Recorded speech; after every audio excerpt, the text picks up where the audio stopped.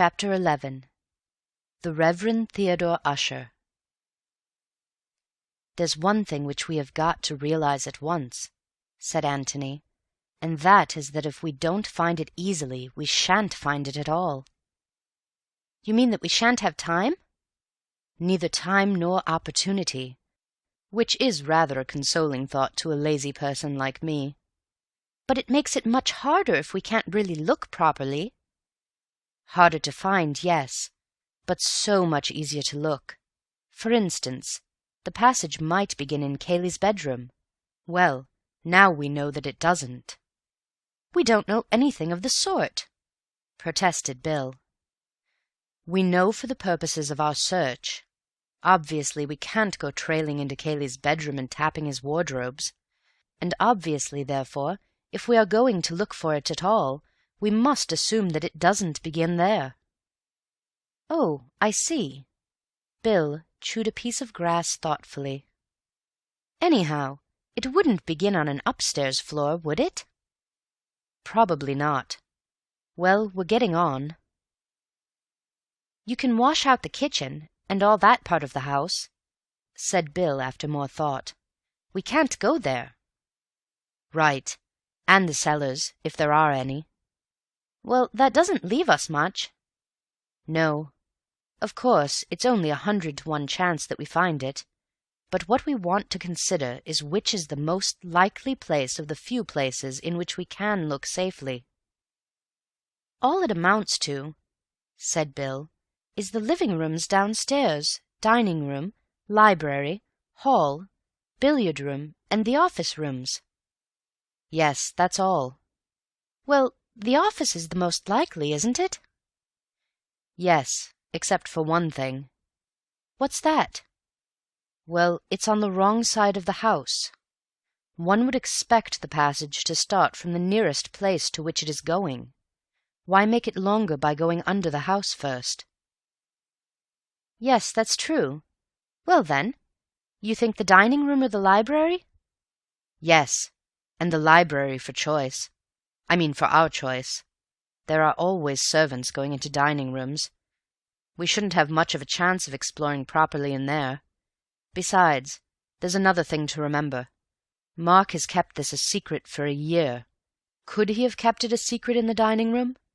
Could Miss Norris have gotten into the dining room and used the secret door just after dinner without being seen? It would have been much too risky." Bill got up eagerly. "Come along," he said. "Let's try the library. If Cayley comes in, we can always pretend we're choosing a book." Antony got up slowly, took his arm, and walked back to the house with him. The library was worth going into, passages or no passages. Antony could never resist another person's bookshelves. As soon as he went into the room, he found himself wandering round it to see what books the author read, or, more likely, did not read, but kept for the air which they lent to the house. Mark had prided himself on his library. It was a mixed collection of books which he had inherited both from his father and from his patron, books which he had bought because he was interested in them, or, if not in them, in the authors to whom he wished to lend his patronage, books which he had ordered in beautifully bound editions, partly because they looked well on his shelves, lending a noble colour to his rooms, partly because no man of culture should ever be without them. Old editions, new editions, expensive books, cheap books. A library in which everybody, whatever his taste, could be sure of finding something to suit him. "And which is your particular fancy, Bill?" said Antony, looking from one shelf to another. "Or are you always playing billiards?" "I have a look at badminton sometimes," said Bill. "It's over in that corner there." He waved a hand. "Over here?" said Antony, going to it. "Yes." He corrected himself suddenly. "Oh, no, it's not. It's over there on the right now. Mark had a grand rearrangement of his library about a year ago. It took him more than a week, he told us. He's got such a frightful lot, hasn't he?" "Now that's very interesting," said Antony as he sat down and filled his pipe again.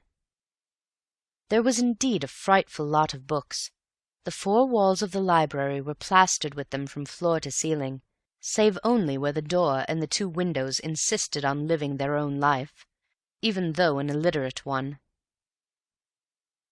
To Bill, it seemed the most hopeless room of any in which to look for a secret opening. "We shall have to take every blessed book down," he said, "before we can be certain that we haven't missed it." "Anyway," said Antony, "if we take them down one at a time, nobody can suspect us of sinister designs. After all, what does one go into a library for, except to take books down?" "But there's such a frightful lot." Antony's pipe was now going satisfactorily, and he got up and walked leisurely to the end of the wall opposite the door. "Well, let's have a look," he said, "and see if they are so very frightful. Hullo, here's your badminton. You often read that, you say?" "If I read anything." "Yes." He looked down and up the shelf. "Sport and travel, chiefly. I like books of travel, don't you?" "They're pretty dull as a rule." "Well, anyhow, some people like them very much," said Antony reproachfully. He moved on to the next row of shelves. "The drama, the Restoration dramatists. You can have most of them. Still, as you well remark, many people seem to love them. Shaw, Wilde, Robertson. I like reading plays, Bill. There are not many people who do, but those who do are usually very keen. Let us pass on." "I say, we haven't too much time," said Bill restlessly. "We haven't. That's why we aren't wasting any. Poetry. Who reads poetry nowadays? Bill, when did you last read Paradise Lost?" "Never." "I thought not. And when did Miss Calladine last read The Excursion aloud to you?"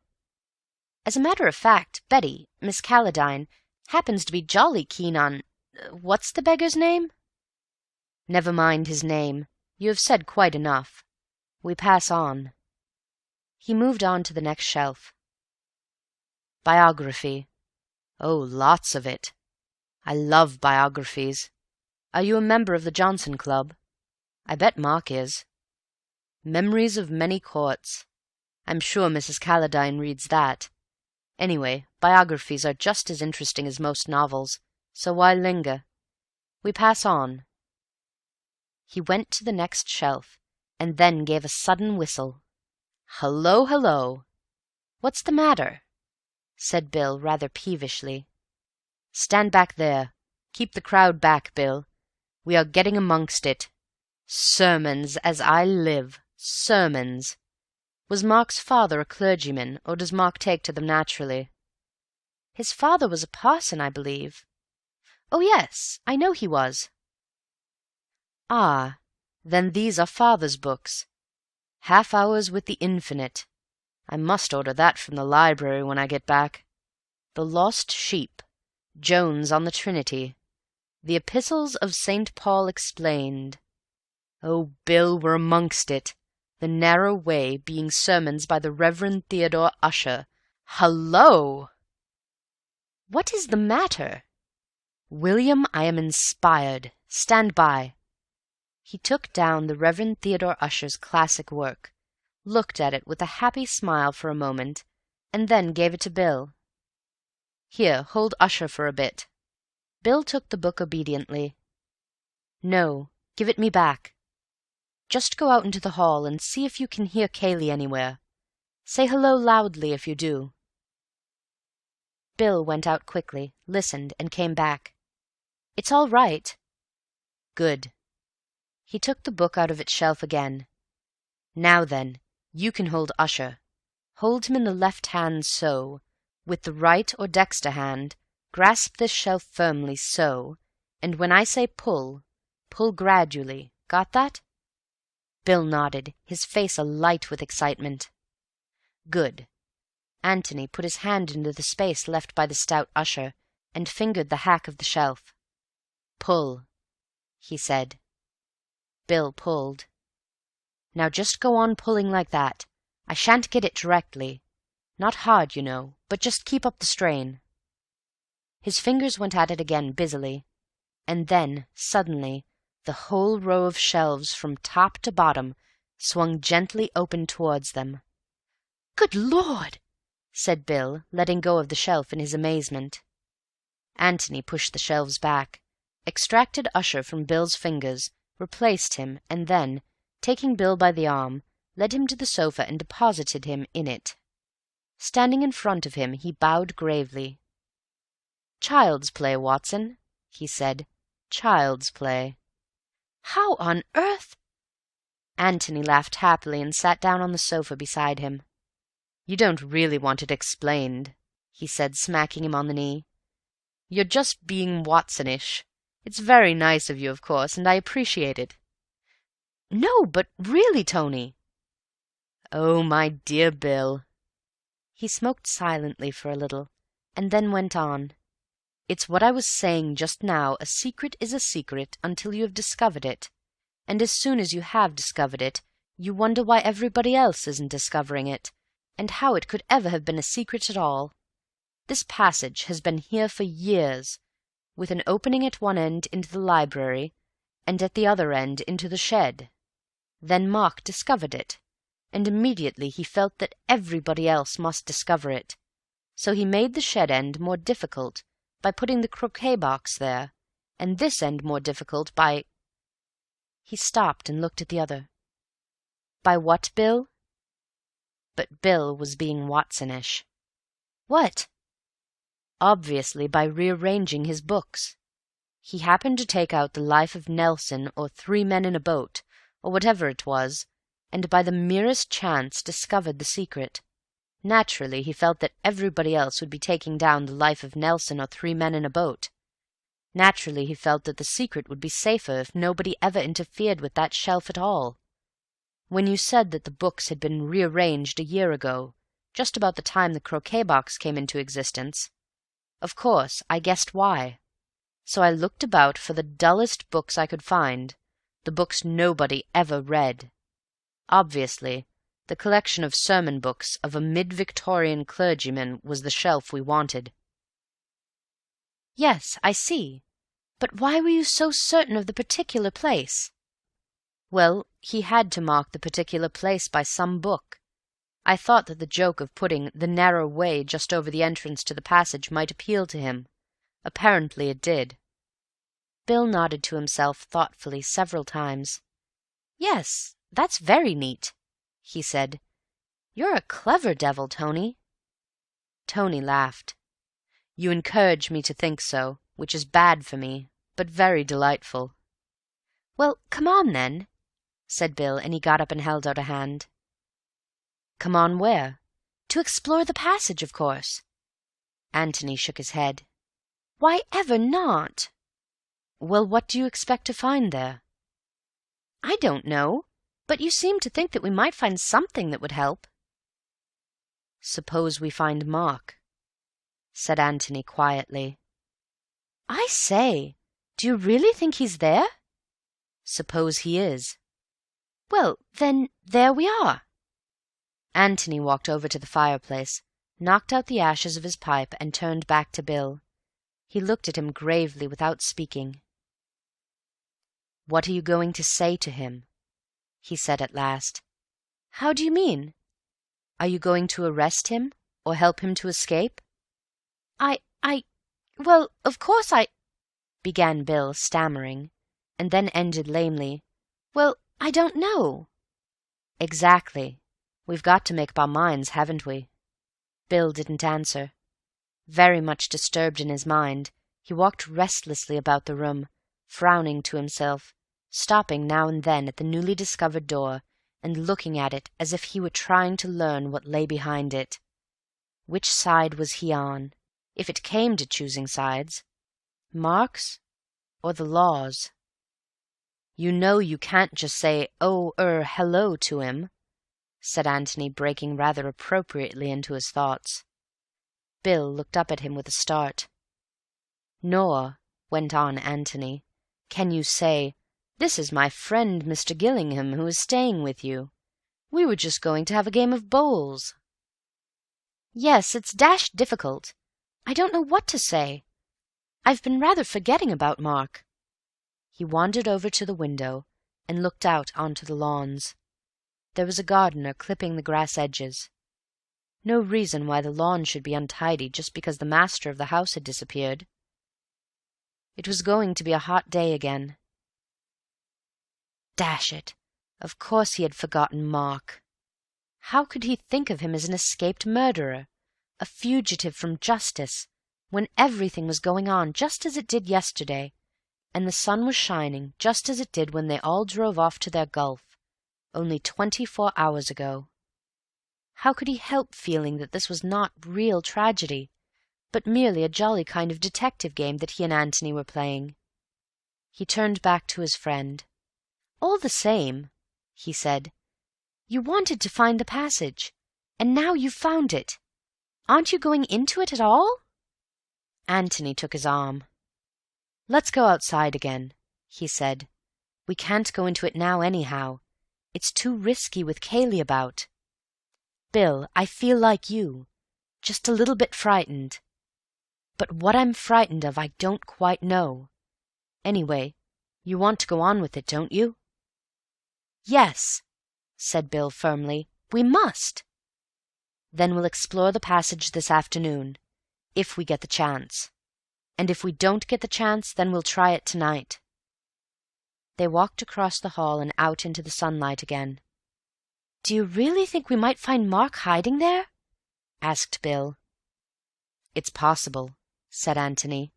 "Either Mark or—" He pulled himself up quickly. "No," he murmured to himself.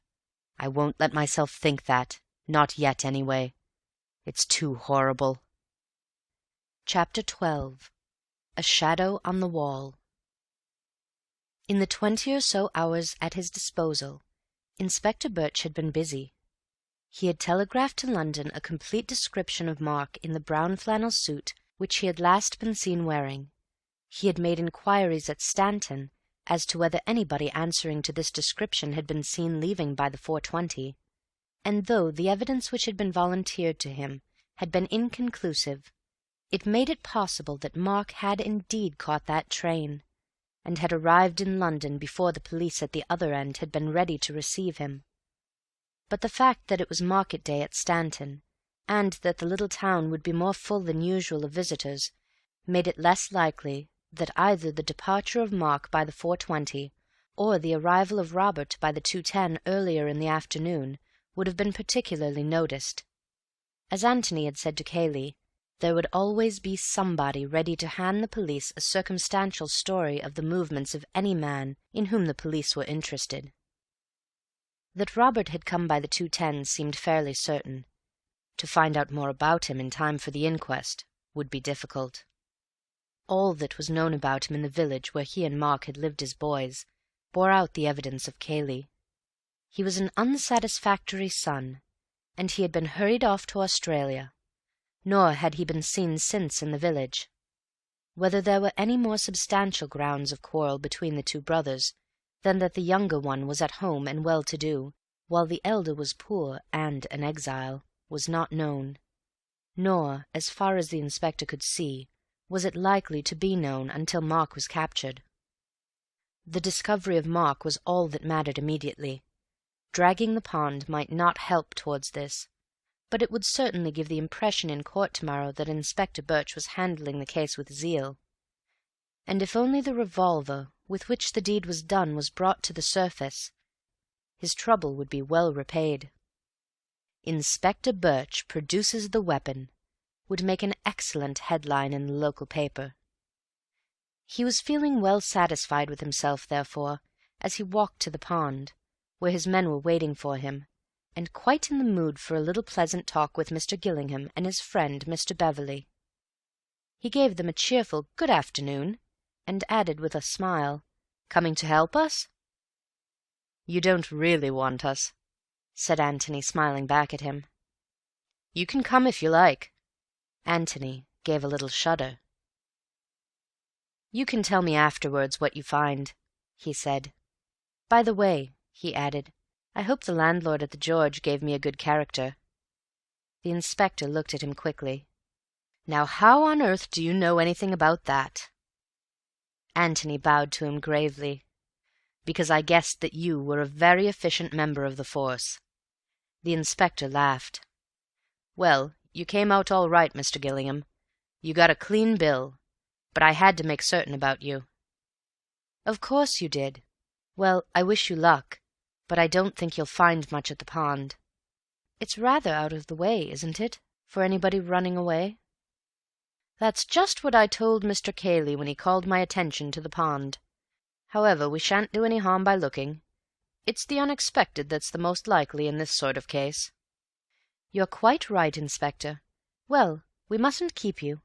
Good afternoon." And Antony smiled pleasantly at him. "Good afternoon, sir." "Good afternoon," said Bill.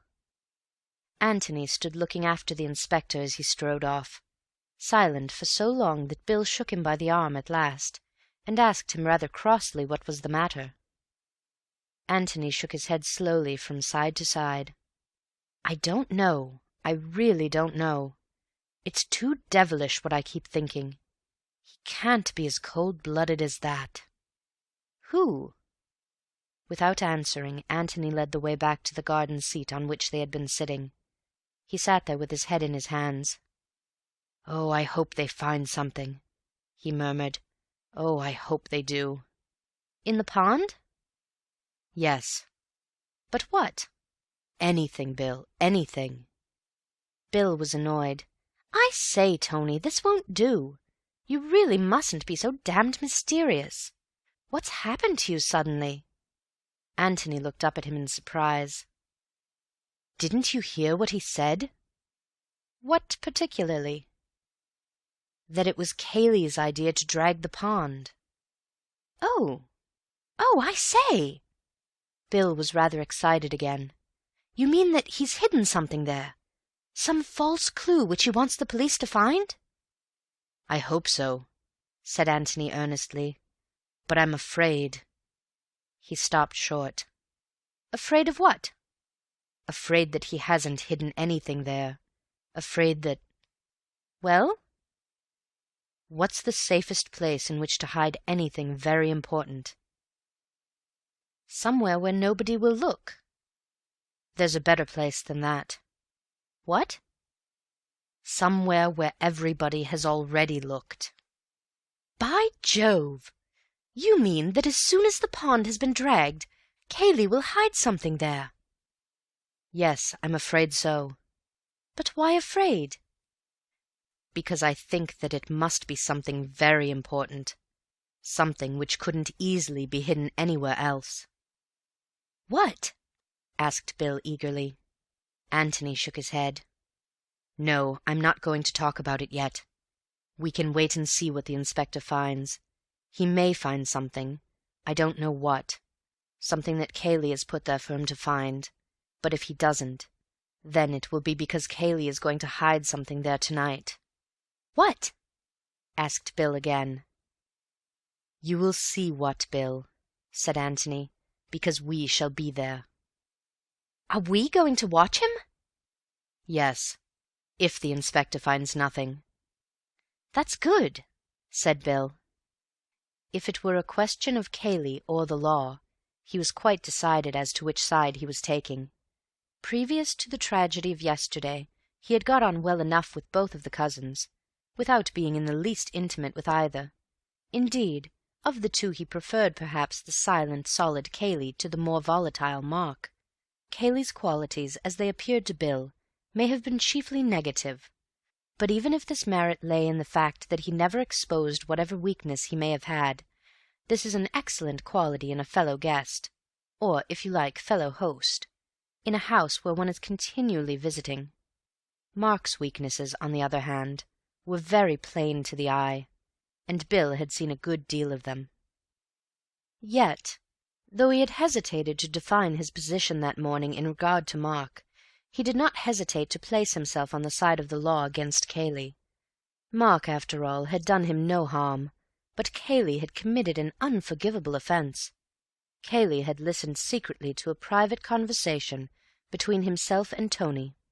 Let Cayley hang if the law demanded it. Antony looked at his watch and stood up.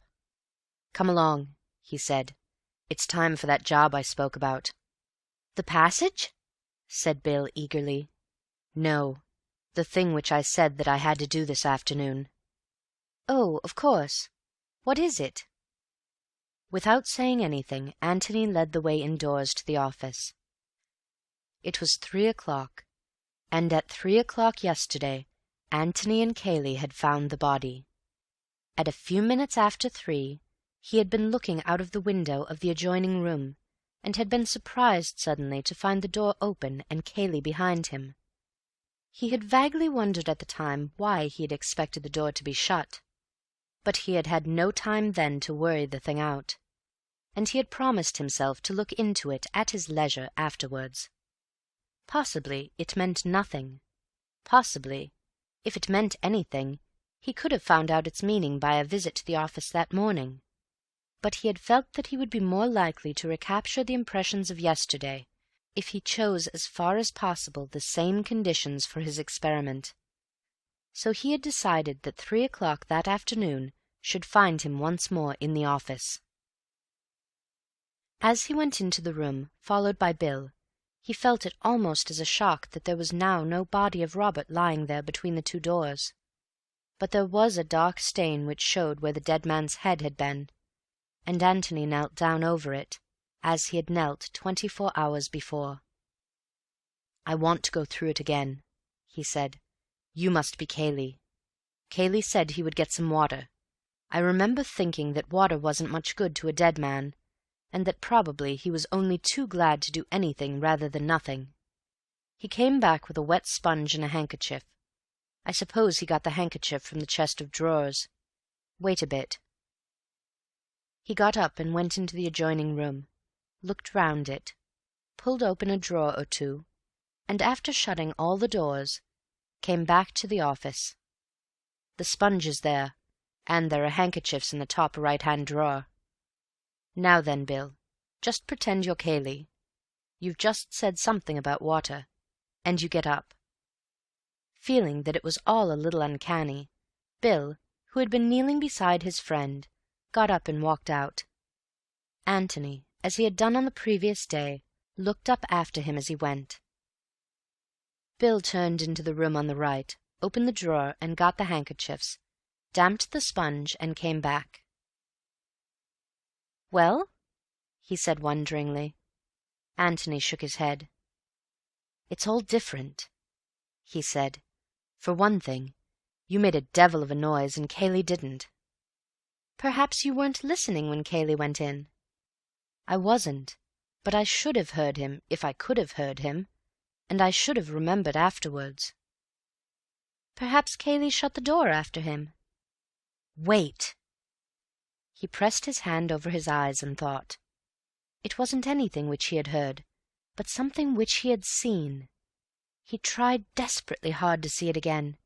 He saw Cayley getting up, opening the door from the office, leaving it open and walking into the passage, turning to the door on the right, opening it, going in, and then... What did his eyes see after that? If they could only tell him again. Suddenly he jumped up, his face alight. "Bill, I've got it!" he cried. "What?" "The shadow on the wall. I was looking at the shadow on the wall. Oh, ass, 10 times ass!" Bill looked uncomprehendingly at him. Antony took his arm and pointed to the wall of the passage. "Look at the sunlight on it," he said. "That's because you've left the door of that room open. The sun comes straight in through the windows. Now I'm going to shut the door. Look. Do you see how the shadow moves across? That's what I saw. The shadow moving across as the door shut behind him.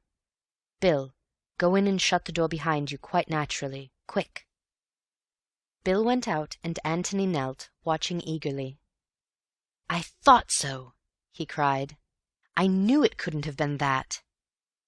"What happened?" said Bill, coming back. "Just what you would expect. The sunlight came, and the shadow moved back again all in one movement." And what happened yesterday?" The sunlight stayed there, and then the shadow came very slowly back, and there was no noise of the door being shut. Bill looked at him with startled eyes. "By Jove! You mean that Cayley closed the door afterwards, as an afterthought, and very quietly, so that you couldn't hear?" Antony nodded. "Yes. That explains why I was surprised afterwards, when I went into the room, to find the door open behind me. You know how those doors with springs on them close? The sort which old gentlemen have to keep out draughts?" Yes. Just at first they hardly move at all, and then very, very slowly they swing to well. That was the way the shadow moved, and subconsciously I must have associated it with the movement of that sort of door. By Jove!" He got up and dusted his knees. "Now, Bill, just to make sure, go in and close the door like that. As an afterthought, you know, and very quietly, so that I don't hear the click of it." Bill did as he was told, and then put his head out eagerly to hear what had happened. "That was it," said Antony with absolute conviction. "That was just what I saw yesterday." He came out of the office and joined Bill in the little room. "And now," he said, "let's try and find out what it was that Mr. Cayley was doing in here, and why he had to be so very careful that his friend Mr. Gillingham didn't overhear him." Chapter 13. The Open Window. Antony's first thought was that Cayley had hidden something, perhaps, which he had found by the body, but that was absurd. In the time at his disposal, he could have done no more than to put it away in a drawer, where it would be much more open to discovery by Antony than if he had kept it in his pocket. In any case, he would have removed it by this time and hidden it in some more secret place. Besides, why in this case bother about shutting the door? Bill pulled open a drawer in the chest and looked inside. "Is it any good going through these, do you think?" he asked. Antony looked over his shoulder. "Why did he keep clothes here at all?" he asked. "Did he ever change down here?" "My dear Tony, he had more clothes than anybody in the world. He just kept them here in case they might be useful, I expect. When you and I go from London to the country, we carry our clothes about with us. Mark never did. In his flat in London, he had everything all over again which he has here. It was a hobby with him, collecting clothes. If he'd had half a dozen houses, they would all have been full of a complete gentleman's town and country outfit." "I see." "Of course, it might be useful sometimes, when he was busy in the next room, not to have to go upstairs for a handkerchief or a more comfortable coat." "I see, yes." He was walking round the room as he answered, and he was lifting the top of the linen basket which stood near the wash-basin, and glanced in. "He seems to have come in here for a collar lately." Bill peered in. There was one collar at the bottom of the basket. "Yes, I dare say he would," he agreed. "If he suddenly found that the one he was wearing was uncomfortable, or a little bit dirty or something. He was very finicking." Antony leant over and picked it out. "It must have been uncomfortable this time," he said, after examining it carefully. "It couldn't very well be cleaner." He dropped it back again. "Anyway, he did come in here sometimes?" "Oh, yes, rather." "Yes, but what did Cayley come in for so secretly?" "What did he want to shut the door for?" said Bill. "That's what I don't understand. You couldn't have seen him anyhow." "No, so it follows that I might have heard him. He was going to do something which he didn't want me to hear." "By Jove, that's it!" said Bill eagerly. "Yes, but what?" Bill frowned hopefully to himself, but no inspiration came. "Well, let's have some air anyway," he said at last, exhausted by the effort, and he went to the window, opened it, and looked out. Then, struck by an idea, he turned back to Antony and said, "Do you think I had better go up to the pond and make sure that they're still at it? Because—" He broke off suddenly at the sight of Antony's face. "Oh, Idiot! Idiot!" Antony cried. "Oh, most super-excellent of Watsons! Oh, you lamb, you blessing! Oh, Gillingham, you incomparable ass!" "What on earth—" "The window! The window!" cried Antony, pointing to it. Bill turned back to the window, expecting it to say something. As it said nothing, he looked at Antony again. "He was opening the window!" cried Antony. "Who?" "Cayley, of course." Very gravely and slowly he expounded. "He came in here in order to open the window. He shut the door so that I shouldn't hear him open the window. He opened the window. I came in here and found the window open. I said, 'This window is open. My amazing powers of analysis tell me that the murderer must have escaped by this window.' 'Oh,' said Cayley, raising his eyebrows. 'Well,' said he, 'I suppose you must be right.'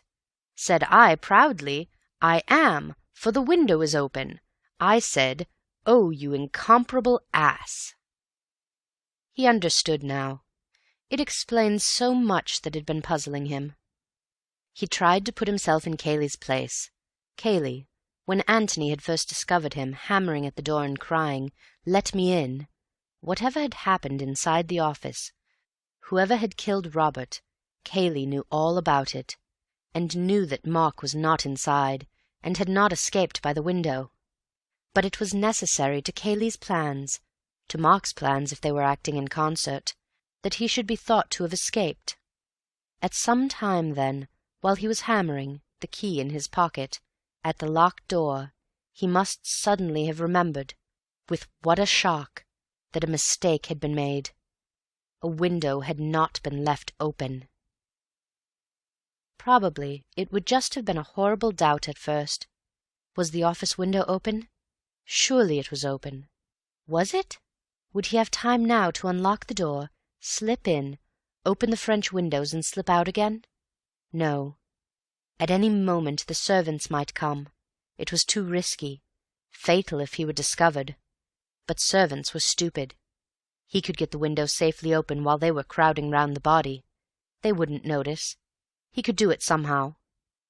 And then Antony's sudden appearance. Here was a complication. And Antony suggesting that they should try the window. Why, the window was just what he wanted to avoid. No wonder he had seemed dazed at first. Ah, and here at last was the explanation why they had gone the longest way round and yet run. It was Cayley's only chance of getting a start on Antony, of getting to the windows first, of working them open somehow before Antony caught him up. Even if that were impossible, he must get there first, just to make sure. Perhaps they were open. He must get away from Antony and see. And if they were shut, hopelessly shut, then he must have a moment to himself, a moment in which to think of some other plan, and avoid the ruin which seemed so suddenly to be threatening. So he had run, but Antony had kept up with him. They had broken in the window together and gone into the office. But Cayley was not done yet. There was the dressing-room window. But quietly, Antony mustn't hear. And Antony didn't hear. Indeed, he had played up to Cayley splendidly.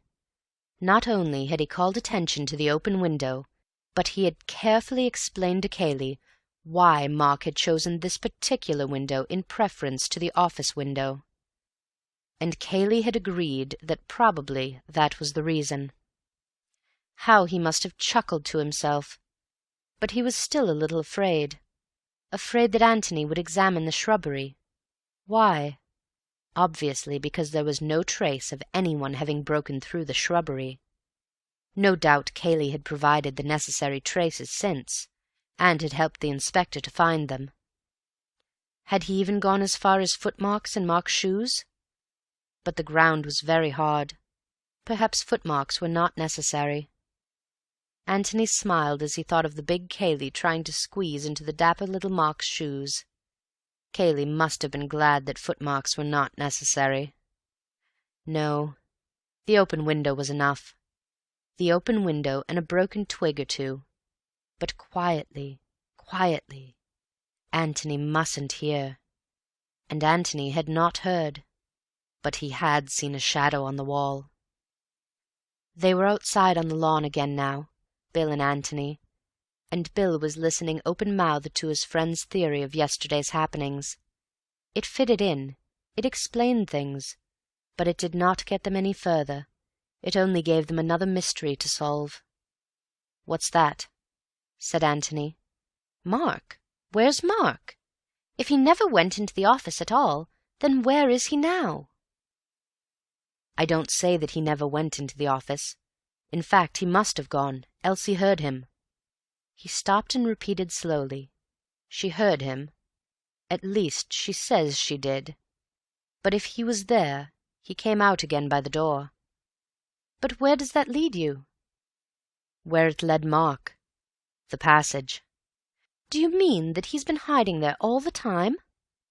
Antony was silent until Bill had repeated this question, and then, with an effort, he came out of his thoughts and answered him. "I don't know. But look here.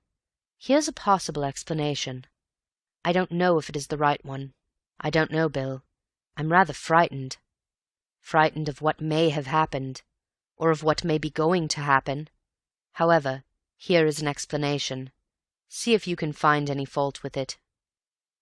With his legs stretched out and his hands deep in his pockets, he lay back on the garden seat, looking up to the blue summer sky above him, and just as if he saw up there the events of yesterday being enacted over again, he described them slowly to Bill as they happened. "We'll begin at the moment when Mark shoots Robert. Call it an accident. Probably it was. Mark would say it was, anyhow. He is in a panic, naturally, but he doesn't lock the door and run away. For one thing, the key is on the outside of the door. For another, he is not quite such a fool as that. But he is in a horrible position. He is known to be on bad terms with his brother. He has just uttered some foolish threat to him, which may possibly have been overheard. What is he to do? He does the natural thing, the thing which Mark would always do in such circumstances. He consults Cayley, the invaluable, inevitable Cayley. Cayley is just outside. Cayley must have heard the shot. Cayley will tell him what to do. He opens the door just as Cayley is coming to see what is the matter. He explains rapidly. "What's to be done, Kay? What's to be done? It was an accident. I swear it was an accident. He threatened me. He would have shot me if I hadn't. Think of something, quick." Cayley has thought of something. "Leave it to me," he says. "You clear out altogether. I shot him, if you like. I'll do all the explaining. Get away, hide. Nobody saw you go in. Into the passage, quick. I'll come to you there as soon as I can." Good Cayley, faithful Cayley. Mark's courage comes back. Cayley will explain all right. Cayley will tell the servants that it was an accident. He will ring up the police. Nobody will suspect Cayley. Cayley has no quarrel with Robert. And then Cayley will come into the passage and tell him that it is all right. And Mark will go out by the other end and saunter slowly back to the house. He will be told the news by one of the servants. Robert accidentally shot? Good heavens! So greatly reassured, Mark goes into the library, and Cayley goes to the door of the office and locks it. And then he bangs on the door and shouts, "Let me in!" Antony was silent. Bill looked at him and shook his head. "Yes, Tony, but that doesn't make sense. What's the point of Cayley behaving like that?" Antony shrugged his shoulders without answering. "And what has happened to Mark since?" Antony shrugged his shoulders again. "Well, the sooner we go into that passage, the better," said Bill. "You're ready to go?" "Quite," said Bill, surprised. "You're quite ready for what we may find?" "You're being dashed mysterious, old boy." "I know I am." He gave a little laugh and went on. "Perhaps I'm being an ass, just a melodramatic ass. Well, I hope I am." He looked at his watch. "It's safe, isn't it? They're still busy at the pond?" We'd better make certain. Could you be a sleuth-hound, Bill? One of those that travel on their stomachs very noiselessly? I mean, could you get near enough to the pond to make sure that Cayley is still there, without letting him see you?" "Rather." He got up eagerly. "You wait." Antony's head shot up suddenly. "Why, that was what Mark said," he cried. "Mark?" "Yes. What else you heard him say?" "Oh, that." "Yes. I suppose she couldn't have made a mistake, Bill? She did hear him?" "She couldn't have mistaken his voice, if that's what you mean." "Oh?" "Mark had an extraordinary, characteristic voice." "Oh?" "Rather high-pitched, you know. Well, one can't explain, but—" "Yes?" "Well, rather like this, you know, or even more so, if anything." He rattled these words off in Mark's rather monotonous, high-pitched voice, then laughed and added in his natural voice, "I say, that was really rather good." Antony nodded quickly. "That was like it?" he said. "Exactly." "Yes." He got up and squeezed Bill's arm. "Well, just go and see about Cayley, and then we'll get moving. I shall be in the library." "Right." Bill nodded and walked off in the direction of the pond. This was glorious fun. This was life. The immediate programme could hardly be better. First of all, he was going to stalk Cayley. There was a little copse above the level of the pond, and about 100 yards away from it. He would come into this from the back, creep cautiously through it, taking care that no twigs cracked, and then, drawing himself on his stomach to the edge, peer down upon the scene below him. People were always doing that sort of thing in books, and he had been filled with a hopeless envy of them. Well, now he was actually going to do it himself. What fun! And then, when he had got back unobserved to the house and reported to Antony, they were going to explore the secret passage. Again, what fun! Unfortunately, there seemed to be no chance of buried treasure. But there might be buried clues. Even if you found nothing, you couldn't get away from the fact that a secret passage was a secret passage, and anything might happen in it. But even that wasn't the end of this exciting day. They were going to watch the pond that night. They were going to watch Cayley under the moonlight, watch him as he threw into the silence of the pond. What? The revolver? Well, anyhow, they were going to watch him. What fun! To Antony, who was older and realized into what deep waters they were getting, it did not seem fun. But it was amazingly interesting. He saw so much, and yet somehow it was all out of focus. It was like looking at an opal and discovering with every movement of it some new color, some new gleam of light reflected, and yet never really seeing the opal as a whole. He was too near it, or too far away. He strained his eyes, and he relaxed his eyes. It was no good.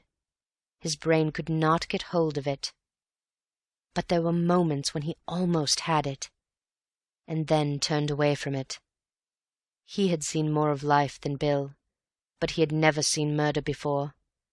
And this which was in his mind now, and to which he was afraid to listen, was not just the hot-blooded killing which any man may come to if he lose control. It was something much more horrible, too horrible to be true. Then let him look again for the truth. He looked again, but it was all out of focus. "I will not look again," he said aloud, as he began to walk towards the house. "Not yet, anyway." He would go on collecting facts and impressions. Perhaps the one fact would come along by itself, which would make everything clear. Chapter 14. Mr. Beverley qualifies for the stage. Bill had come back, and had reported, rather breathlessly, that Cayley was still at the pond. "But I don't think they're getting much up except mud," he said. "I ran most of the way back so as to give us as much time as possible." Antony nodded. "Well, come along then," he said. "The sooner the quicker." They stood in front of the row of sermons. Antony took down the Reverend Theodore Ussher's famous volume, and felt for the spring. Bill pulled. The shelves swung open towards them. "By Jove," said Bill, "it is a narrow way."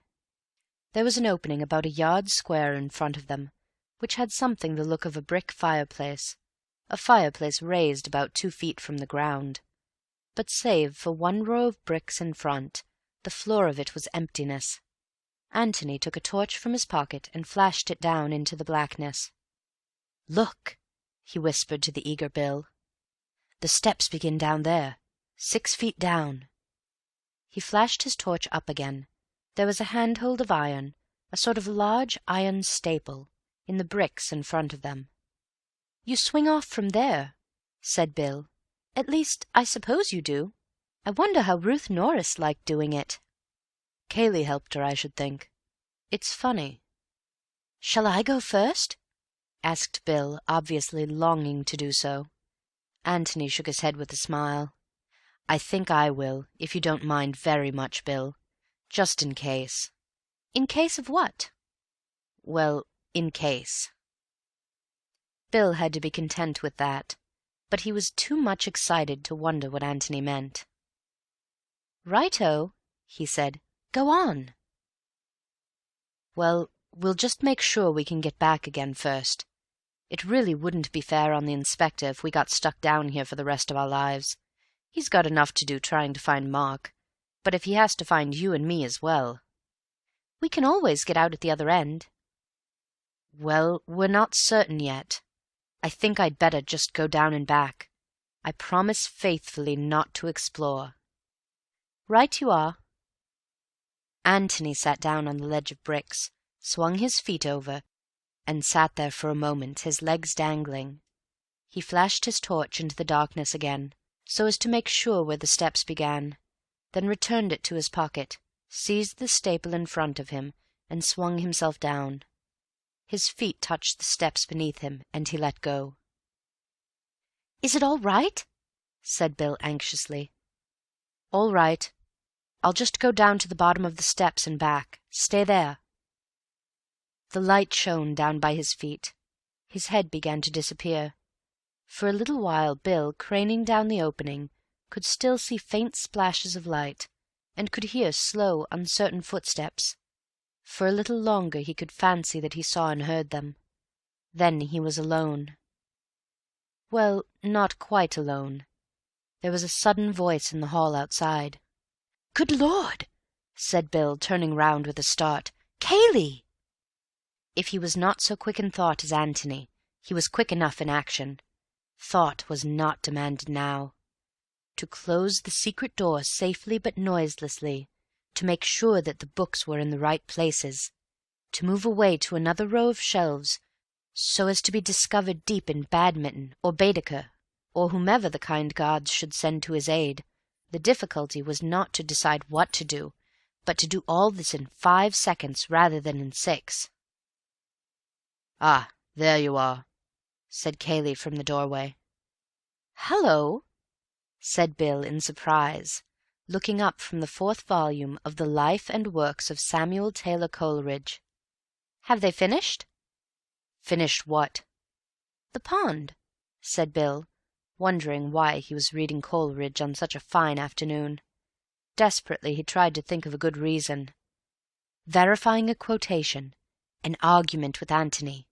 That would do. But what quotation? "Oh, no. They're still at it. Where's Gillingham?" The Ancient Mariner. Water, water everywhere. Or was that something else? And where was Gillingham? Water, water everywhere. "Tony? Oh, he's about somewhere. We're just going down to the village. They aren't finding anything at the pond, are they?" "No. But they like doing it. Something off their minds when they can say they've done it." Bill, deep in his book again, looked up and said, "Yes," and went back to it again. He was just getting to the place. "What's the book?" said Cayley, coming up to him. Out of the corner of his eye he glanced at the shelf of sermons as he came. Bill saw that glance and wondered. Was there anything there to give away the secret? "I was just looking up a quotation," he drawled.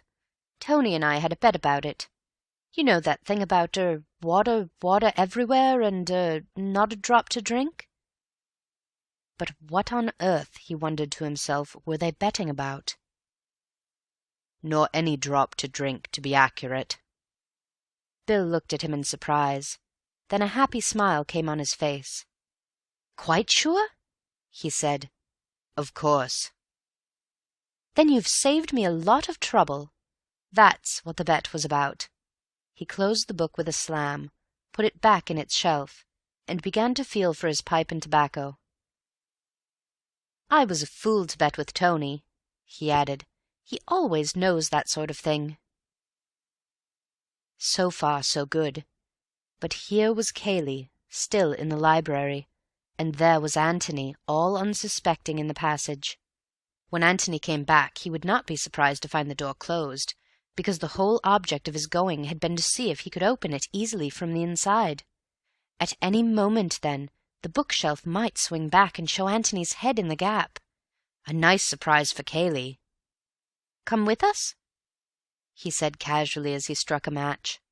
He pulled vigorously at the flame as he waited for the answer, hoping to hide his anxiety, for if Cayley assented, he was done. "I've got to go into Stanton." Bill blew out a great cloud of smoke, with an expiration which covered also a heartfelt sigh of relief. "Oh, a pity. You're driving, I suppose?" "Yes, the car will be here directly. There's a letter I must write first." He sat down at a writing table and took out a sheet of notepaper. He was facing the secret door. If it opened, he would see it. At any moment now it might open. Bill dropped into a chair and thought. Antony must be warned. Obviously. But how? How did one signal to anybody? By code. Morse code. Did Antony know it? Did Bill know it himself, if it came to that? He had picked up a bit in the army, not enough to send a message, of course. But a message was impossible anyhow. Cayley could hear him tapping it out. It wouldn't do to send more than a single letter. What letters did he know? And what letter would convey anything to Antony? He pulled at his pipe, his eyes wandering from Cayley at his desk to the Reverend Theodore Usher in his shelf. What letter? C for Cayley.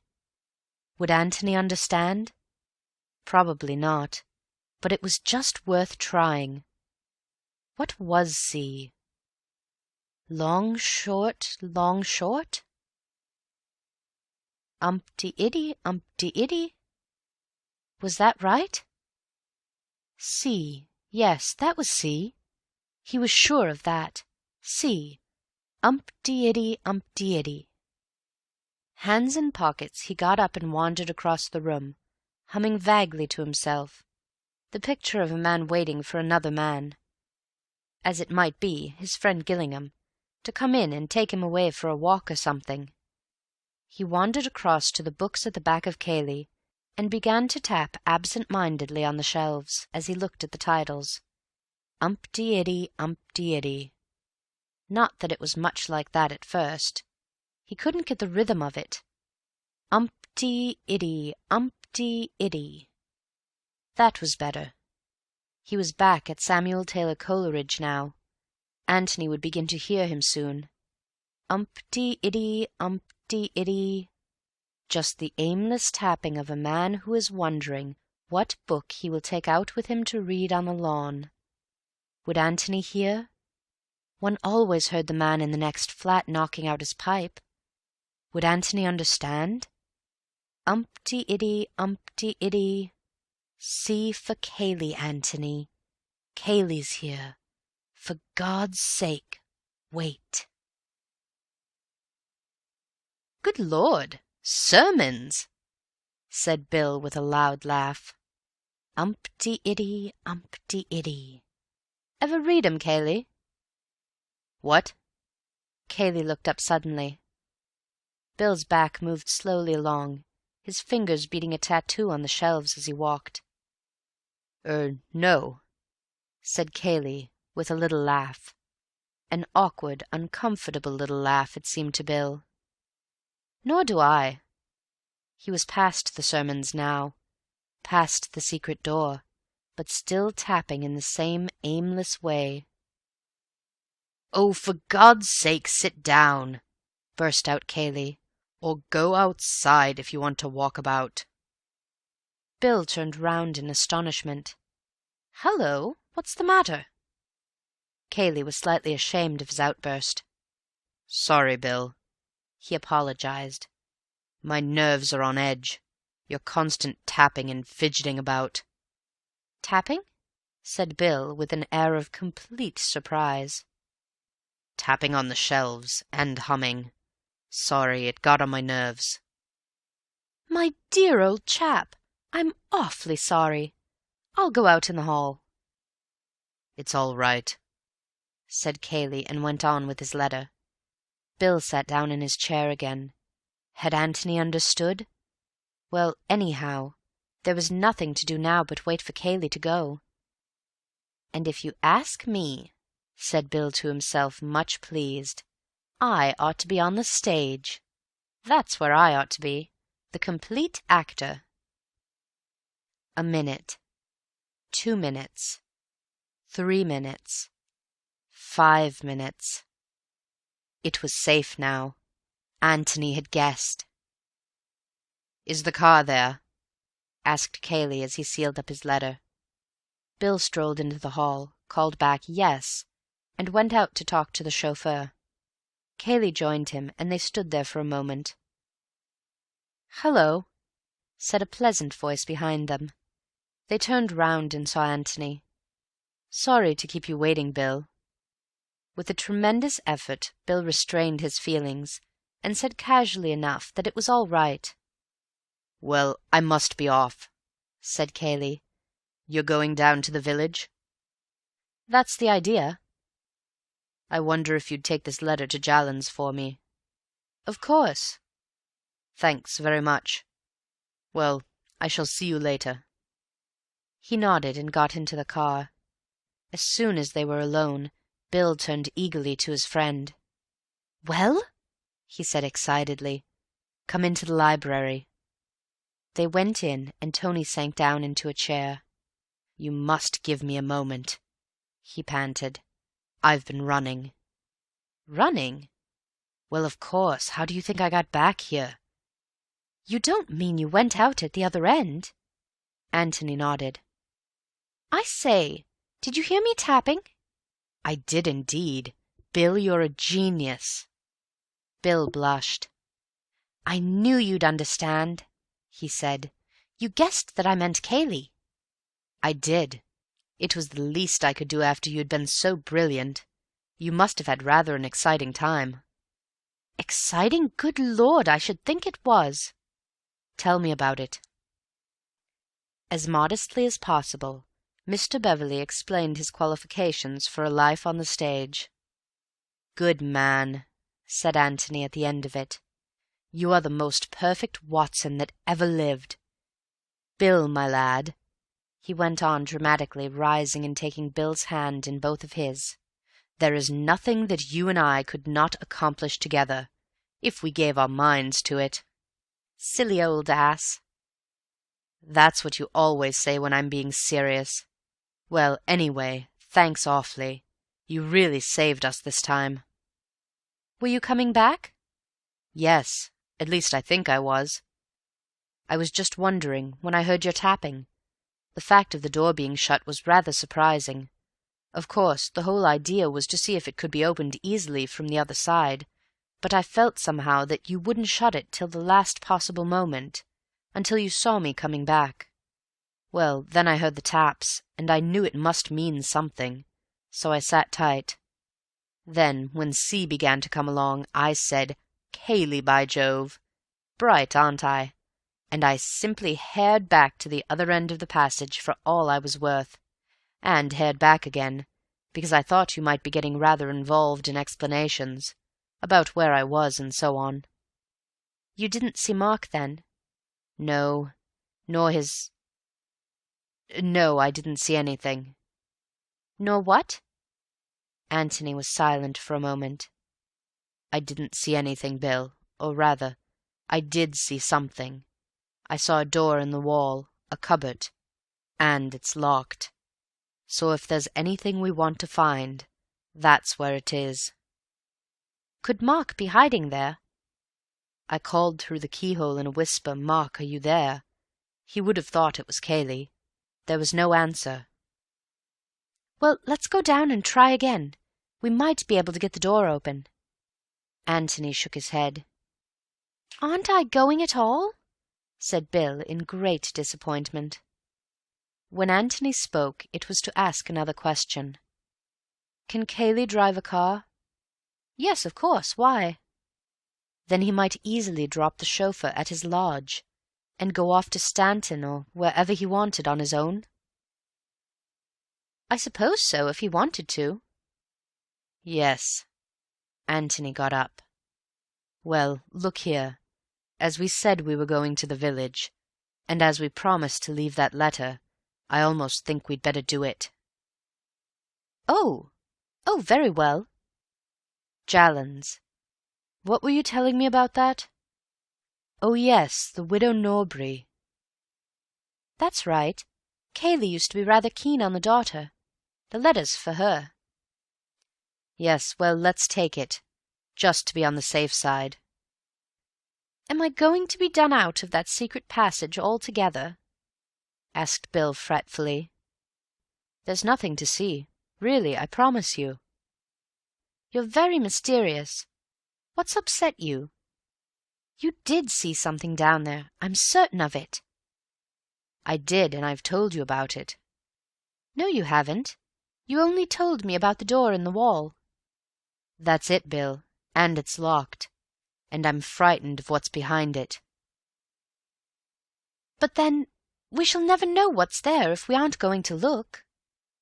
"We shall know, tonight," said Antony, taking Bill's arm and leading him to the hall, "when we watch our dear friend Cayley dropping it into the pond." Chapter 15. Mrs. Norbury confides in dear Mr. Gillingham. They left the road, and took the path across the fields, which sloped gently downwards toward Jallands. Antony was silent, and since it is difficult to keep up a conversation with a silent man for any length of time, Bill had dropped into silence too. Or rather, he hummed to himself, hit at thistles in the grass with his stick, and made uncomfortable noises with his pipe. But he noticed that his companion kept looking back over his shoulder, almost as if he wanted to remember, for a future occasion, the way by which they were coming. Yet there was no difficulty about it, for they remained all the time in view of the road, and the belt of trees above the long park wall which bordered its further side stood out clearly against the sky. Antony, who had just looked round again, turned back with a smile. "What's the joke?" said Bill, glad of a more social atmosphere. "Cayley, didn't you see?" "See what?" "The car, going past on the road there." "So that's what you were looking for. You've got jolly good eyes, my boy, if you recognize the car at this distance after only seeing it twice." "Well, I have got jolly good eyes." "I thought he was going to Stanton." "He hoped you'd think so, obviously." "Then where is he going?"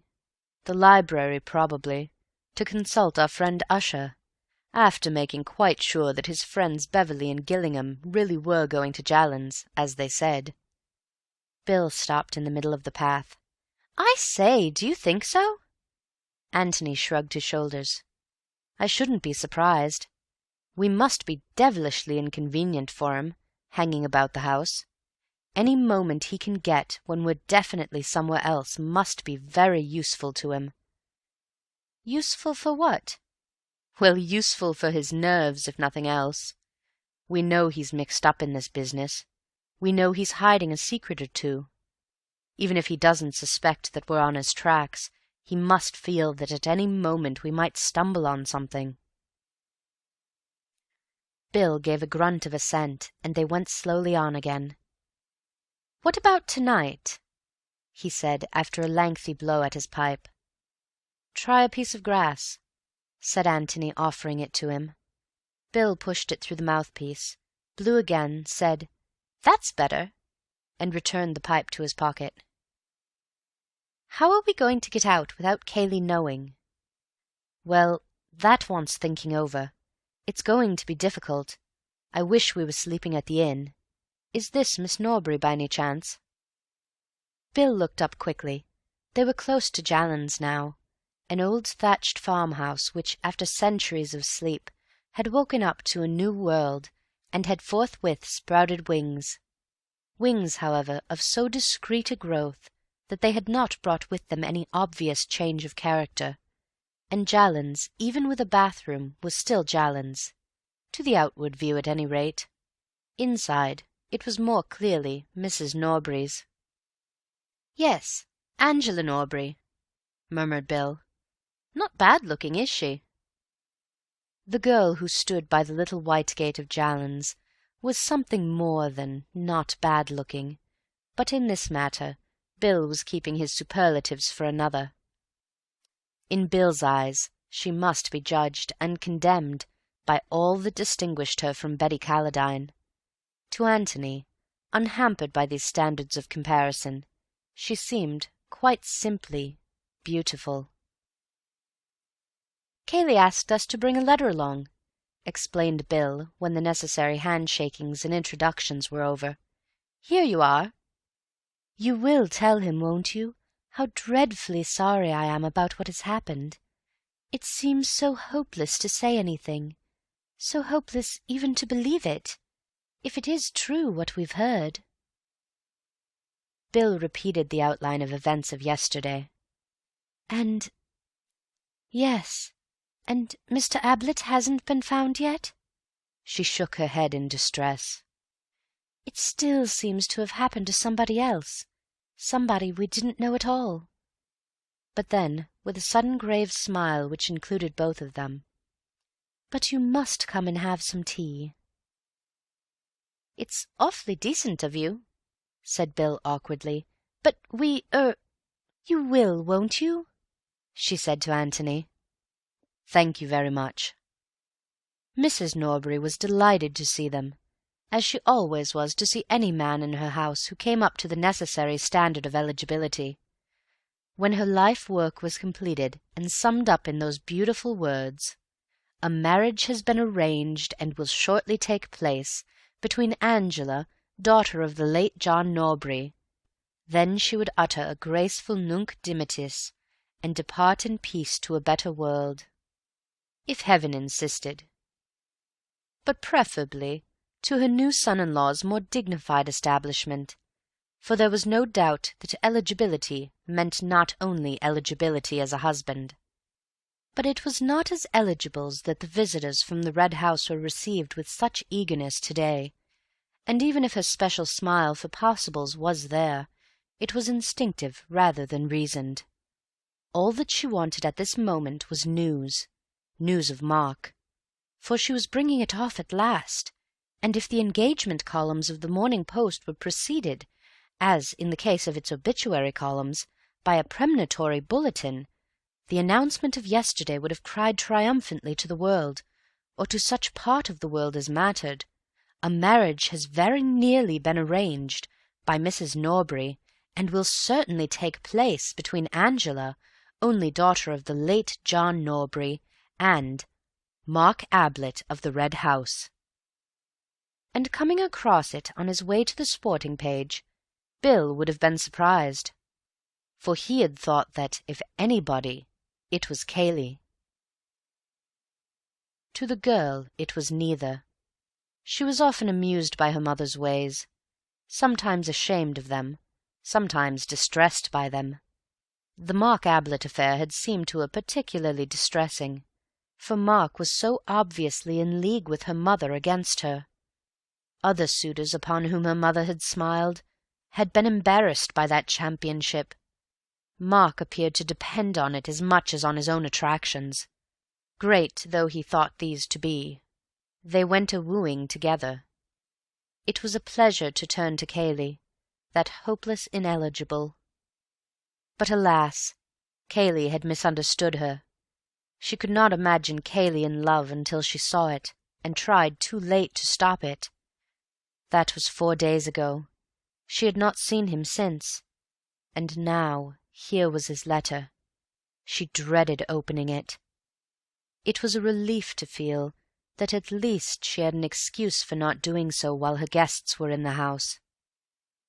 Mrs. Norbury recognized at once that Antony was likely to be the more sympathetic listener, and when tea was over, and Bill and Angela had been dispatched to the garden with the promptness and efficiency of the expert, dear Mr. Gillingham found himself on the sofa beside her, listening to many things which were of even greater interest to him than she could possibly have hoped.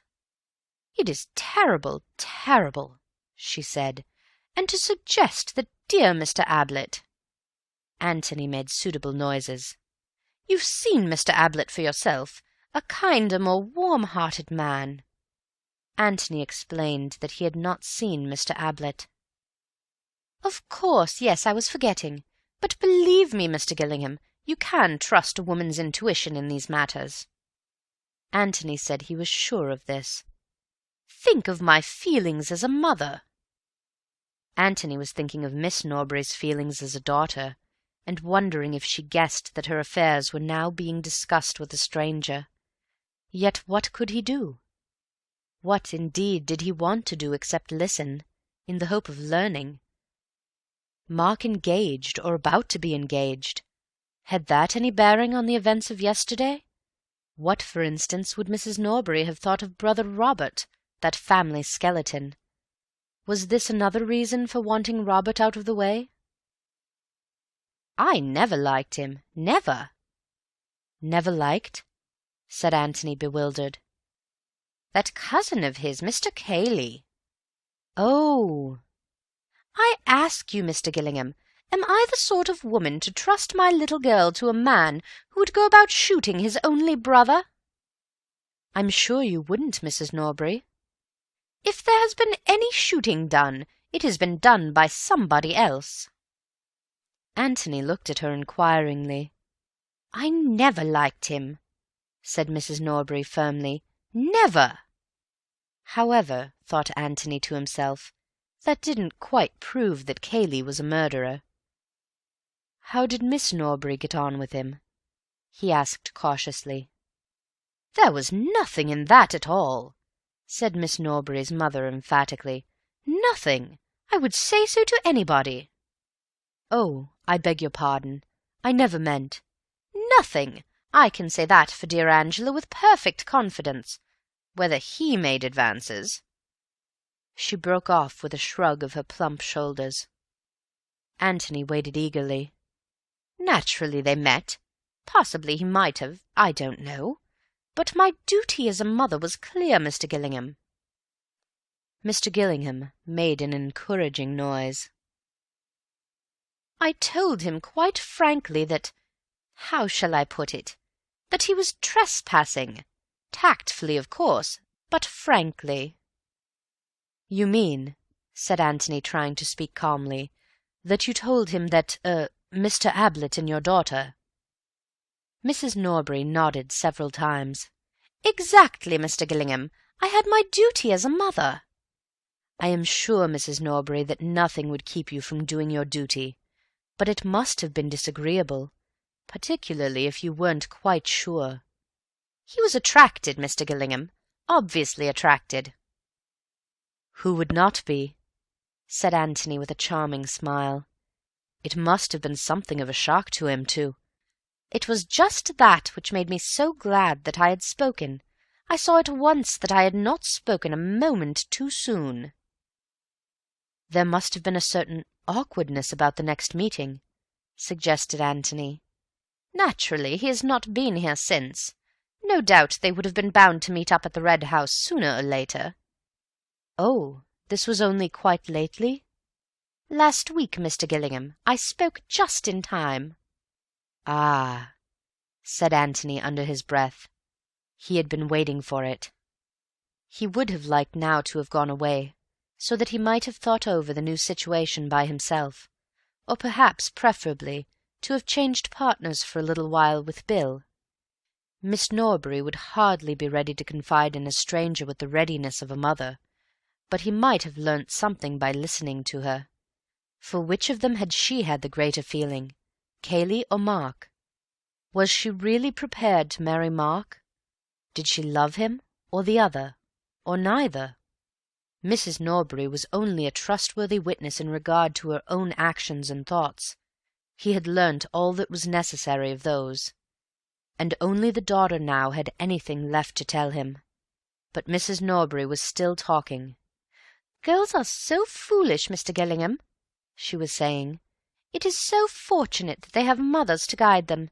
It was so obvious to me from the beginning that dear Mr. Ablett was just the husband for my little girl. You never knew him?" Antony said again that he had not seen Mr. Ablett. "Such a gentleman, so nice-looking in his artistic way. A regular Velasquez, I should say Van Dyck. Angela would have it that she could never marry a man with a beard. As if that mattered when—" She broke off, and Antony finished her sentence for her. "The Red House is certainly charming," he said. "Charming, quite charming. And it's not as if Mr. Ablett's appearance were in any way undistinguished. Quite the contrary. I'm sure you agree with me." Antony said that he had never had the pleasure of seeing Mr. Ablett. "Yes, and quite the centre of the literary and artistic world. So desirable in every way." She gave a deep sigh and communed with herself for a little. Antony was about to snatch the opportunity of leaving, when Mrs. Norbury began again. "And then there's this scapegrace brother of his. He was perfectly frank with me, Mr. Gillingham. He would be.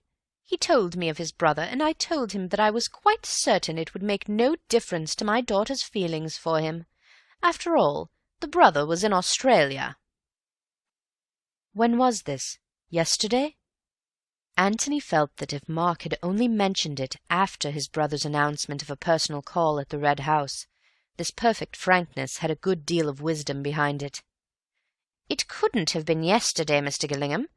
Yesterday!" She shuddered and shook her head. "I thought perhaps he had been down here in the morning." "Oh, no.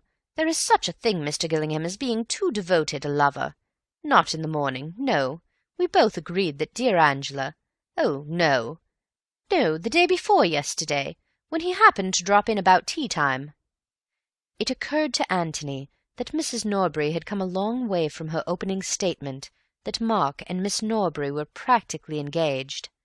She was now admitting that dear Angela was not to be rushed, that dear Angela had, indeed, no heart for the match at all. "The day before yesterday, as it happened, dear Angela was out. Not that it mattered. He was driving to Middleston. He hardly had time for a cup of tea, so that even if she had been in—" Antony nodded absently. This was something new. Why did Mark go to Middleston the day before yesterday? But, after all, why shouldn't he? 100 reasons unconnected with the death of Robert might have taken him there. He got up to go. He wanted to be alone at least with Bill. Mrs. Norbury had given him many things to think over, but the great outstanding fact which had emerged was this, that Cayley had reason to hate Mark. Mrs. Norbury had given him that reason. To hate? Well, to be jealous, anyhow. But that was enough. "You see," he said to Bill as they walked back, "we know that Cayley is perjuring himself and risking himself over this business, and that must be for one of two reasons, either to save Mark or to endanger him. That is to say, he is either whole-heartedly for him or whole-heartedly against him. Well, now we know that he is against him, definitely against him." "But I say, you know," protested Bill, "one doesn't necessarily try to ruin one's rival in love." "Doesn't one?" said Antony, turning to him with a smile. Bill blushed. "Well, of course, one never knows, but I mean—" "You mightn't try to ruin him, Bill, but you wouldn't perjure yourself in order to get him out of a trouble of his own making." Lord, no. So that of the two alternatives the other is the more likely. They had come to the gate in the last field which divided them from the road, and having gone through it, they turned round and leant against it, resting for a moment, and looking down at the house which they had left. "Jolly little place, isn't it?" said Bill. "Very, but rather mysterious." "In what way?" "Well, where's the front door?" "The front door? Why, you've just come out of it." "But isn't there a drive, or a road, or anything?" Bill laughed. "No, that's the beauty of it to some people, and that's why it's so cheap, and why the Norburys can afford it, I expect. They're not too well off." "But what about luggage and tradesmen, and that kind of thing?" "Oh, there's a cart track, but motor cars can't come up any nearer than the road." He turned round and pointed. "Up there. So the week-end millionaire people don't take it. At least, they'd have to build a road and a garage and all the rest of it, if they did." "I see," said Antony carelessly, and they turned round and continued their walk up the road. But later on he remembered this casual conversation at the gate, and saw the importance of it. Chapter 16. Getting Ready for the Night. What was it which Cayley was going to hide in that pond that night? Antony thought that he knew now. It was Mark's body. From the beginning he had seen this answer coming, and had drawn back from it, for if Mark had been killed, it seemed such a cold-blooded killing. Was Cayley equal to it? Bill would have said no, but that was because he had had breakfast with Cayley, and lunch with him, and dinner with him, and ragged him and played games with him. Bill would have said no, because Bill wouldn't have killed anybody in cold blood himself, and because he took it for granted that other people behaved pretty much as he did. But Antony had no such illusions. Murders were done. Murder had actually been done here, for there was Robert's dead body. Why not another murder? Had Mark been in the office at all that afternoon? The only evidence, other than Cayley's, which obviously did not count, was Elsie's. Elsie was quite certain that she had heard his voice. But then, Bill had said that it was a very characteristic voice, an easy voice, therefore, to imitate. If Bill could imitate it so successfully, why not Cayley? But perhaps it had not been such a cold-blooded killing after all. Suppose Cayley had had a quarrel with his cousin that afternoon over the girl whom they were both wooing. Suppose Cayley had killed Mark, either purposely in a sudden passion, or accidentally, meaning only to knock him down. Suppose that this had happened in the passage, say about 2 o'clock, either because Cayley had deliberately led him there, or because Mark had casually suggested a visit to it. One could imagine Mark continually gloating over that secret passage. Suppose Cayley there, with the body at his feet, feeling already the rope around his neck, his mind darting this way and that in frantic search for a way of escape, and suppose that suddenly and irrelevantly he remembers that Robert is coming to the house at 3 o'clock that afternoon. Automatically he looks at his watch. In half an hour's time. He must think of something quickly, quickly. Shall he bury the body in the passage and let it be thought that Mark ran away, frightened at the mere thought of his brother's arrival? But there was the evidence of the breakfast table. Mark had seemed annoyed at this resurrection of the black sheep, but certainly not frightened. No, that was too thin a story. But suppose Mark had actually seen his brother, and had a quarrel with him. Suppose it could be made to look as if Robert had killed Mark. Antony pictured to himself Cayley in the passage, standing over the dead body of his cousin, and working it out. How could Robert be made to seem the murderer, if Robert were alive to deny it?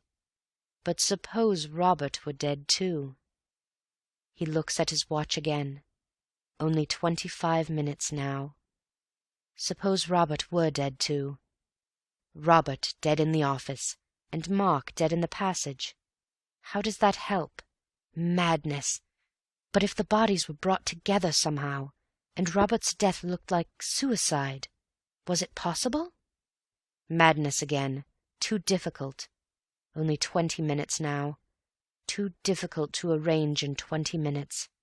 Can't arrange a suicide. Too difficult. Only 19 minutes. And then the sudden inspiration. Robert dead in the office. Mark's body hidden in the passage. Impossible to make Robert seem the murderer, but how easy to make Mark. Robert dead and Mark missing. Why, it jumped to the eye at once. Mark had killed Robert, accidentally. Yes, that would be more likely. And then had run away. Sudden panic. He looks at his watch again. 15 minutes. But plenty of time now. The thing arranges itself. Was that the solution? Antony wondered. It seemed to fit in with the facts as they knew them. But then, so did that other theory which he had suggested to Bill in the morning. "Which one?" said Bill. They had come back from Jallan's through the park, and were sitting in the copse above the pond, from which the inspector and his fishermen had now withdrawn. Bill had listened with open mouth to Antony's theory, and save for an occasional "By Jove!" had listened in silence. "Smart man, Cayley," had been his only comment at the end. "Which other theory?"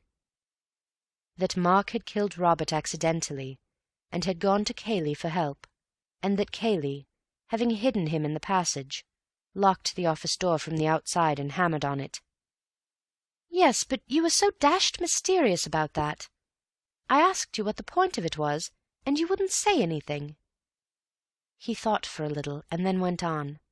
"I suppose you meant that Cayley deliberately betrayed Mark, and tried to make him look like a murderer." "I wanted to warn you that we should probably find Mark in the passage, alive or dead." "And now you don't think so?" "Now I think that his dead body is there." "Meaning that Cayley went down and killed him afterwards? After you had come, after the police had come?" "Well, that's what I shrink from, Bill. It's so horribly cold-blooded. Cayley may be capable of it, but I hate to think of it." "But dash it all, your other way is cold-blooded enough. According to you, he goes up to the office and deliberately shoots a man with whom he has no quarrel, whom he hasn't seen for 15 years.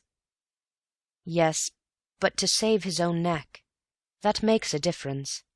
My theory is that he quarrelled violently with Mark over the girl, and killed him in sudden passion. Anything that happened after that would be self-defense. I don't mean that I excuse it, but that I understand it, and I think that Mark's dead body is in the passage now, and has been there since, say, 2:30 yesterday afternoon, and tonight Cayley is going to hide it in the pond." Bill pulled at the moss on the ground beside him, threw away a handful or two, and said slowly, "You may be right, but it's all guesswork, you know." Antony laughed. "Good Lord, of course it is," he said, "and tonight we shall know if it's a good guess or a bad one." Bill brightened up suddenly. "Tonight," he said. "I say, tonight's going to be rather fun. How do we work it?" Antony was silent for a little. "Of course," he said at last, "we ought to inform the police, so that they can come here and watch the pond tonight." "Of course," grinned Bill.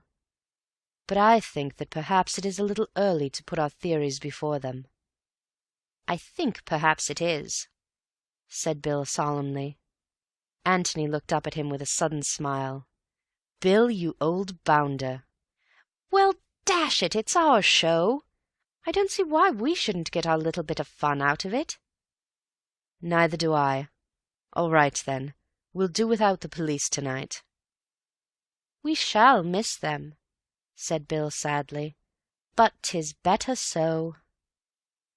There were 2 problems in front of them.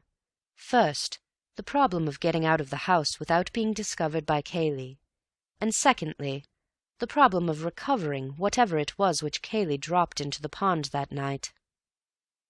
"Let's look at it from Cayley's point of view," said Antony. "He may not know that we're on his track, but he can't help being suspicious of us.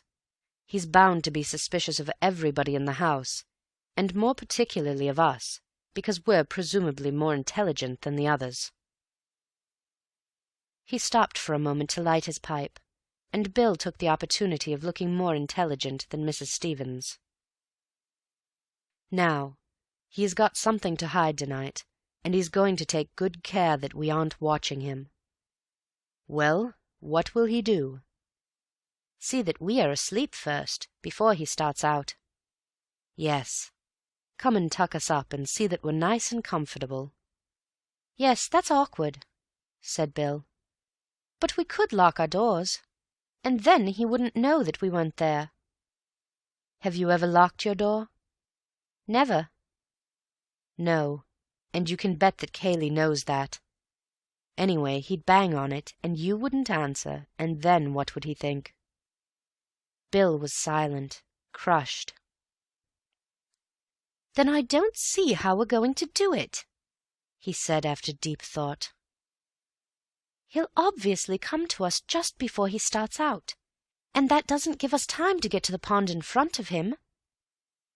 "Let's put ourselves in his place," said Antony, puffing slowly at his pipe. "He's got the body, or whatever it is, in the passage. He won't come up the stairs carrying it in his arms, and look in at our doors to see if we're awake. He'll have to make sure about us first, and then go down for the body afterwards, so that gives us a little time." "Yes," said Bill doubtfully. "We might just do it, but it'll be a bit of a rush." "But wait. When he's gone down to the passage and got the body, what will he do next?" "Come out again?" said Bill helpfully. "Yes, but which end?" Bill sat up with a start. "By Jove! You mean that he will go out at the far end, by the bowling green?" "Don't you think so? Just imagine him walking across the lawn in full view of the house at midnight, with a body in his arms. Think of the awful feeling he would have in the back of his neck, wondering if anybody, any restless sleeper, had chosen just that moment to wander to the window and look out into the night. There's still plenty of moonlight, Bill. Is he going to walk across the park in the moonlight, with all those windows staring at him? Not if he can help it. But he can get out by the bowling green, and then come to the pond without ever being in sight of the house at all." "You're right. And that will just about give us time. Good. Now what's the next thing?" "The next thing is to mark the exact place in the pond where he drops whatever he drops." "So that we can fish it out again." "If we can see what it is, we shan't want to. The police can have a go at it tomorrow. But if it's something we can't identify from a distance, then we must try and get it out, to see whether it's worth telling the police about." "Yes," said Bill, wrinkling his forehead. "Of course, the trouble with water is that one bit of it looks pretty much like the next bit. I don't know if that had occurred to you." "It had," smiled Antony. "Let's come and have a look at it." They walked to the edge of the copse and lay down there in silence, looking at the pond beneath them. "See anything?" said Antony at last. "What?" "The fence on the other side." "What about it?" "Well, it's rather useful, that's all." "Said Sherlock Holmes enigmatically," added Bill. A moment later his friend Watson had hurled him into the pond. Antony laughed. "I love being Sherlocky," he said. "It's very unfair of you not to play up with me." "Why is that fence useful, my dear Holmes?" said Bill obediently. "Because you can take a bearing on it. You see—" "Yes, you needn't stop to explain to me what a bearing is." "I wasn't going to. But you're lying here." He looked up. "Underneath this pine tree. Cayley comes out in the old boat and drops his parcel in. You take a line from here on to the boat, and mark it off on the fence there. Say it's the 15th post from the end. Well, then I take a line from my tree. Will find one for me directly. And it comes on to the 20th post, say, and where the two lines meet, there shall the eagles be gathered together, QED. And there, I almost forgot to remark, will the taller eagle, Beverley by name, do his famous diving act, as performed nightly at the Hippodrome. Bill looked at him uneasily. I say, really? It's beastly dirty water, you know. I'm afraid so, Bill. So it is written in the Book of Jasher. Of course, I knew that one of us would have to, but I hoped... Well, it's a warm night. Just the night for a bathe, agreed Antony, getting up. Well now, let's have a look for my tree. They walked down to the margin of the pond, and then looked back. Bill's tree stood up and took the evening, tall and unmistakable, 50 feet nearer to heaven than its neighbours. But it had its fellow at the other end of the copse, not quite so tall, perhaps, but equally conspicuous. That's where I shall be, said Antony, pointing to it. Now, for the Lord's sake, count your posts accurately. Thanks very much, but I shall do it for my own sake, said Bill with feeling. I don't want to spend the whole night diving.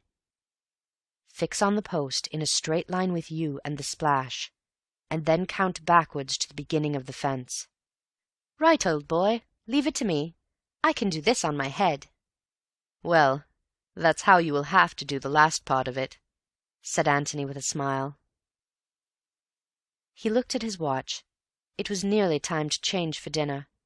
They started to walk back to the house together.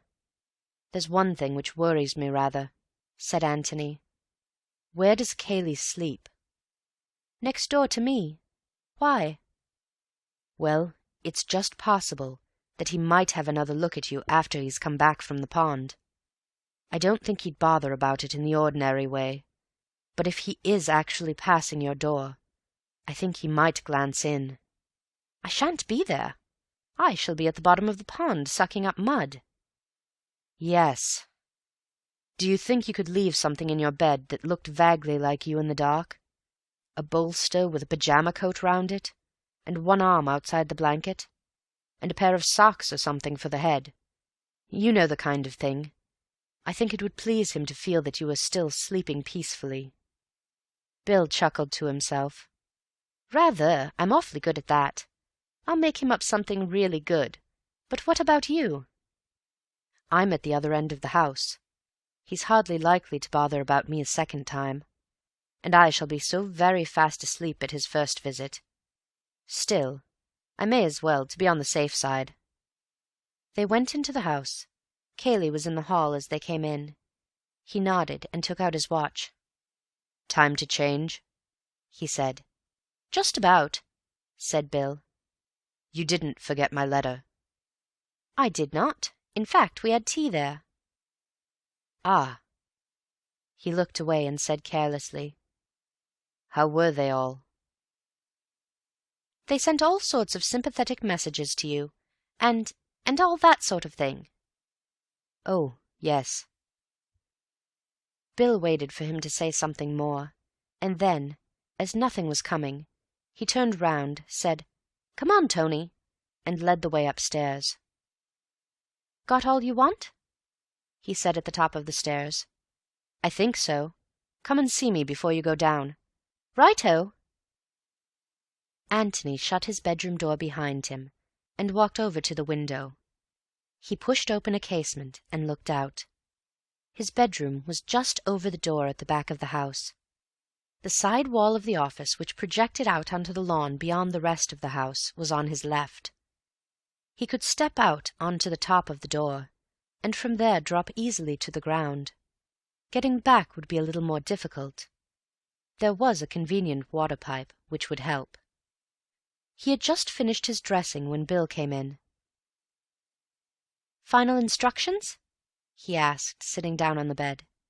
By the way, how are we to amuse ourselves after dinner? I mean, immediately after dinner. Billiards?" "Righto. Anything you like." "Don't talk too loud," said Antony in a lower voice. "We're more or less over the hall, and Cayley may be there." He led the way to the window. "We'll go out this way tonight. Going downstairs is too risky. It's easy enough. Better put on tennis shoes." "Right. I say, in case I don't get another chance alone with you, what do I do when Cayley comes to tuck me up?" "It's difficult to say. Be as natural as you can. I mean, if he just knocks lightly and looks in, be asleep. Don't overdo the snoring. But if he makes a hell of a noise, you'll have to wake up and rub your eyes and wonder what on earth he's doing in your room at all. You know the sort of thing." "Right. And about the dummy figure. I'll make it up directly we come upstairs and hide it under the bed." "Yes.